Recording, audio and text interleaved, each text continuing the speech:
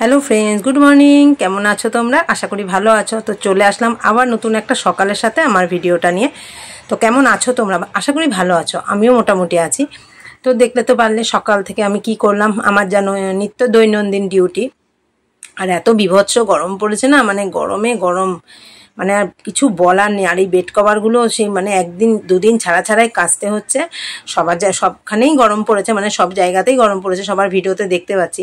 তো যাই হোক, গরম মনে হচ্ছে যেও যাবে না। আর পুজোর সময় মনে হচ্ছে বর্ষা হবে, বর্ষাকালে বর্ষা হচ্ছে না, পুজোর সময় বৃষ্টি হচ্ছে। তো যাই হোক, চলো সব জিনিসপত্রটা বের করে টোরে রান্নাঘরটা ক্লিন করে নিচ্ছি। ক্লিন করাই থাকে, তবু যেহেতু এঁঠো বাসনটা এক সাইডে থাকে, তো ওই জায়গাটা আবার মুছতে হয়। দিয়ে বাসনে জল টল দিয়ে দিলাম, নয়তো শুকিয়ে থাকবে, ভাবি এসে আবার মাজবে। জল না দিলে কেমন একটা থাকে না, শুকিয়ে শুকিয়ে। ওই জন্য বাসন মেজে আমি মানে বাসন বের করে আমি জলটা দিয়ে রাখি। তারপরে এই যে সকালে আমার ফার্স্ট মর্নিংয়ে কাচার অভ্যাস, তারপরে একটু কমফোর্ট দিয়ে দিলাম। কমফোর্ট ব্যবহার করে না, মানে বর্ষাকালে তোমার ধরো জামা কাপড় শুকালো না, কিন্তু খুব সুন্দর একটা গন্ধ থাকে, মদা মদা গন্ধ থাকে না। যারা ব্যবহার করো তারা তো জানো, আর যারা ব্যবহার করোনি, এখনো পর্যন্ত শুরু করনি, আমি বলবো করেই নাও। এটা পাউজেও পাওয়া যায়, ছোটো কৌটোও পাওয়া যায়, আবার বড়ো কৌটোও পাওয়া যায়। আমি কোনো সময় ছোটো কৌটো নিই, কোনো সময় বড়ো কৌটো নিই। তো কোনো মানে যখন যেটা সুবিধা হয়। আর এই ব্যাগটা দেখো একটু ধুয়ে দিচ্ছি। দাদাভাই সেই মাসকাবারি মাল এনেছিল, সেই তেলের প্যাকেট ছিল, তেলের প্যাকেটটা মানে ফুটো ছিল অল্প, সেই তেলের প্যাকেট থেকে চুইয়ে চুইয়ে ব্যাগটা একদম তেলাক্ত হয়ে গেছে। তো সার্ফের জলে চুবিয়ে দিলাম। আর এই যে আমার ড্রেন ধোয়া অভ্যাস, সকালবেলা বাসি কাজের সাথে এই জায়গাও ধোবো, কেননা সারা রাত তো জায়গাটা আলগা পড়েই থাকে সবার, উঠোনের মতো। একটুখানি ছুঁচো বিড়াল সব হাঁটে, তো আমরা আবার পাড়াই, ওই জন্য আমার মানে বাসি কাজের সঙ্গে ওটাও ধোবো। তো গেল তো ওই দিকের কথা। তারপরে দেখো ফুল তুলতে চলে আসলাম আমি, সব কাজ সেরে টেরে আজকে পরে ফুল তুলছি। আর গাছগুলো দেখতে পাচ্ছ বৃষ্টির জলে কেমন তাজা হয়ে গেছে। আর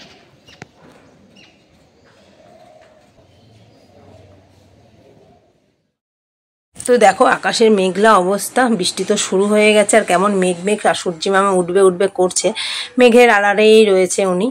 তো যাই হোক, চলো ফুল তো তোলা শেষ, এখন ফুল কিনিও না। অনেকদিন ধরেই তোমাদেরকে বলি ফুল খুব কম কিনি, মানে বৃহস্পতিবারের প্যাকেটটা কিনি, সব থাকে না বৃহস্পতিবারের, তাছাড়া এমনি মালা কিনি না, থাকছেও না, পচে যায়। আর এই যে বেড কভারগুলো একসঙ্গে জমিয়ে নিয়ে রেখেছিলাম, সেই আগের বৃষ্টিতে কাচতেই পারছিলাম না, মানে একটা করে বিছানা পাচ্ছি আর তুলে জড়ো করে রাখছি। আর এই বেড কভার জিনিসটা এমনই না, মানে ঘরে তুমি মেলতে পারবে না, ঘরে এমনি জামা কাপড় মেলে না, বেড কভার মেলবে, ওই জন্য আমি উঠিয়ে উঠিয়ে জমিয়ে রেখেছিলাম।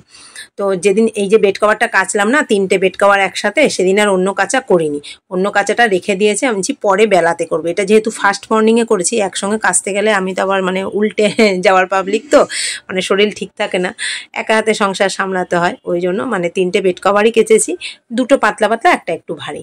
তারপর তো নিজেকে ফ্রেশ করার পালা, প্রতিদিনের মতো তো ফ্রেশ করে চলে যাচ্ছি। আমি এবার কোথায় বলো তো, আজকে পুজো করব, আগে পুজো করে তারপরে রান্নাঘরে যাব। তো চলো। আর এই যে চশমা বাবু, চশমা ছাড়া আমি একদম অন্ধ। তো যাই হোক, চলে আসলাম পুজো টুজো করে একদম রান্নাঘরে। ব্রেকফাস্টে অনেক দিন কুমড়ো আলু এই যে পেঁয়াজ দিয়ে করি, বটি বটি তরকারিটা রুটির সাথে, অনেক দিন করা হয় না, যেহেতু পাড়া থেকে এখন আমি না সবজিটা কমই নিই, আর ভালো লাগে না দৌড়ে দৌড়ে গিয়ে সবজি কাকুদের ডাকতে, আসো আসো।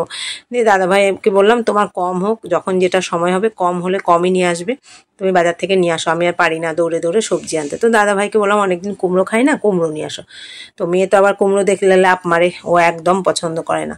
আর এই যে পলি ব্যাগে আবার ঢুকিয়ে রাখলাম ফানেলটা, আর এখানে তেলটা ঢেলে নিয়ে এই যে কৌটো বাবাজির এখানে রেখে দিলাম। কৌটোটা কেন রাখছি বলো তো, 2টো নুডলস ছেলে আর মেয়ে খেয়েছিল, যাতে নিচে তেল তেল না হয়।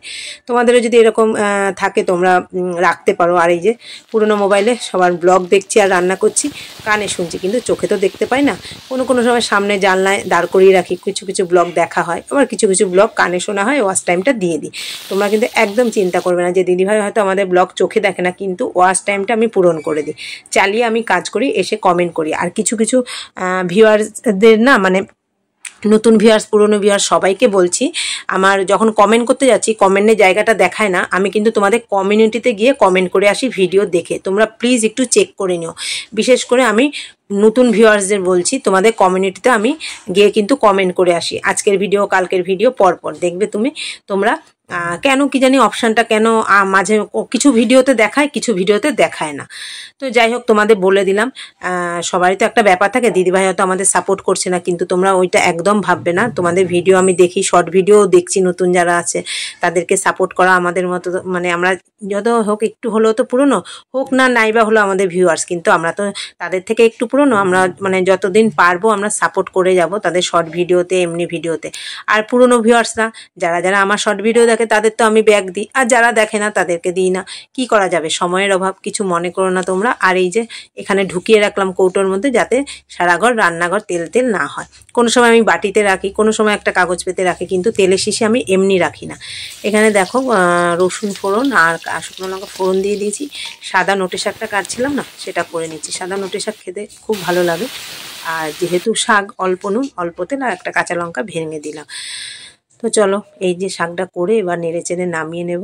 আর আজকে ভিডিওটা যদি ভালো লেগে থাকে অবশ্যই লাইক, শেয়ার, কমেন্ট করো। তোমরা কমেন্টের সাথে সাথে নতুন ভিউয়ার্সরা কমেন্ট করছো, কিন্তু লাইক সবাই করছো না। কে কে লাইক করছো আমি তো বুঝতে পারছি না, নতুন না করছো না পুরনো না করছো। তোমরা কমেন্ট যেহেতু করছো, তার সাথে প্লিজ সবাইকে মানে অনুরোধ করছি একটা করে কমেন্ট করো। ওইদিকে রান্নাবান্না তাড়াতাড়ি হয়ে গেছে, চলে এসেছি। এই ঘরটা বাকি আছে, এই ঘরটা পুজোর ঝাড়াঝাড়ি করতে। তো এই ঘরটা অতটা তো সেরকম জিনিসপত্র নেই, ফাঁকাই থাকে, ডাইনিং টেবিলটা থাকে আর একটা শোকেস আর টিভি। ওই জন্য এই ঘরটা অতটা টাইম লাগবে না। লাগবে না বললে ভুল হবে। টিভির মাথায় যে হাবিজাবিগুলো আছে না, ছেলের খেলনা টেলনা, এই যে টিভির মাথায়, এগুলোকে আমি একটা একটা করে পাটে পাটে পাটে পাটে বসে বসে মুছে পরিষ্কার করি। ওতেই তো টাইম কতটা ওয়েস্ট হয়। তারপরে এই পাশে একটা দেওয়াল আলমারি আছে, সেটাও তোমাদের সাথে শেয়ার করছি। একটা একটা করে পাট পাট করে মুছতে মুছতে বহু টাইম লেগে যায়। তো ততক্ষণ তোমরা আমরা সঙ্গে থাকো, সাথে থাকো, আর ভিডিওটা ওয়াচ করো। ভালো লাগলে একটা লাইক করো আর সুন্দর একটা গঠনমূলক কমেন্ট করে যাও।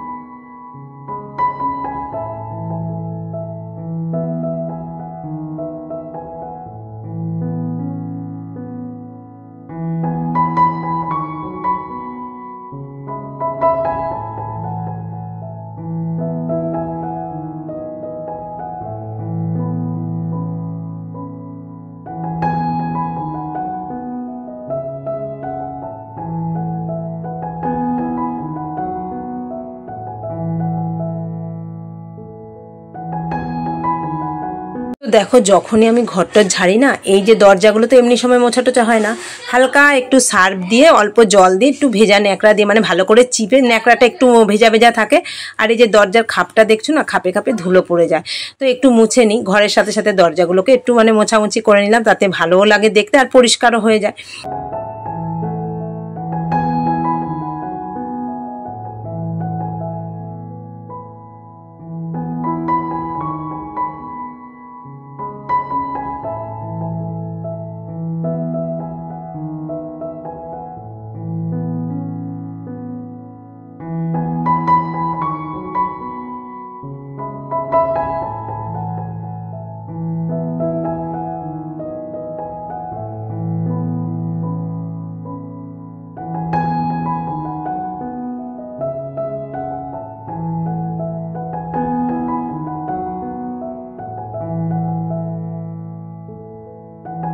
ফাইনালি সব তো মোছা টোছা হয়ে গেছে, দরজা জানলা। এবার ঘরটা মুছে নিই। ঘরটা একটু সার্ফ দিয়ে ভাবি মোছে, তবুও কি বলতো, নিজের পছন্দের মতো তো হয় না। তো আমি আমার পছন্দের মতো একটু মুছে টুছে করে নিলাম। এখন বাজে মোটামুটি প্রায় 3:30 পৌনে 4টে। এখন আমার স্নান খাওয়া দাওয়া কিছুই হয়নি। এবার মুছে টুছে সোজা চলে যাব